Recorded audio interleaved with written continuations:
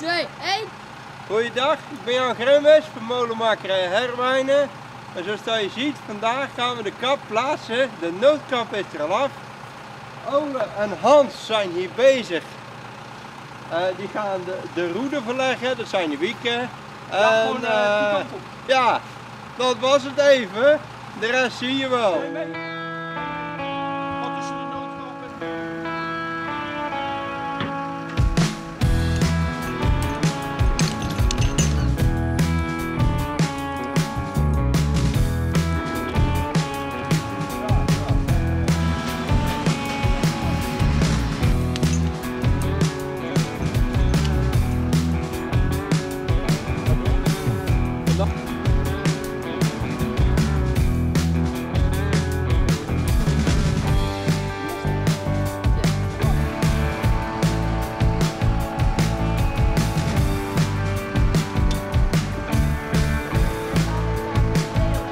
Mijn naam is Jelle de Grote, ik ben molenaar in Hoek.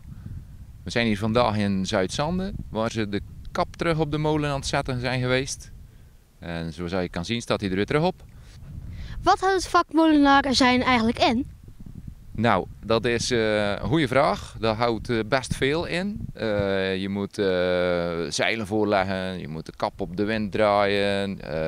Daarna kan je gaan malen. Bijvoorbeeld wij malen graan in Hoek. En ging het net snel, de kap erop zetten en alles? Redelijk snel. Het duurde toch wel een half uurtje. En toen stond hij er weer netjes op. En bent u al vaker bij deze molen geweest?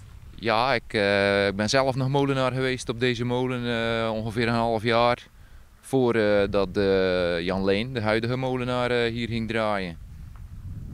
En is er nog iets speciaals aan deze molen?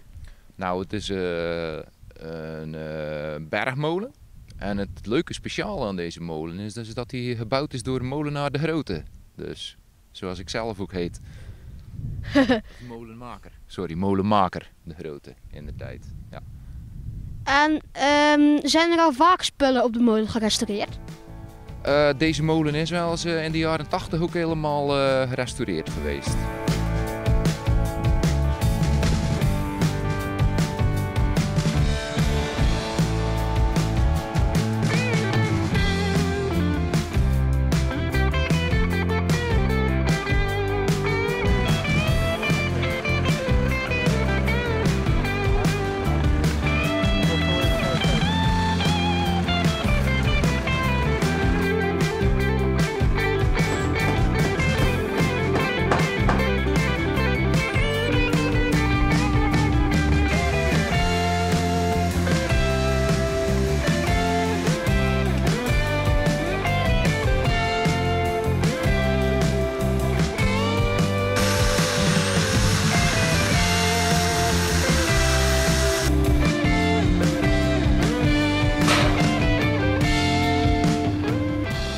De molen is bijna klaar.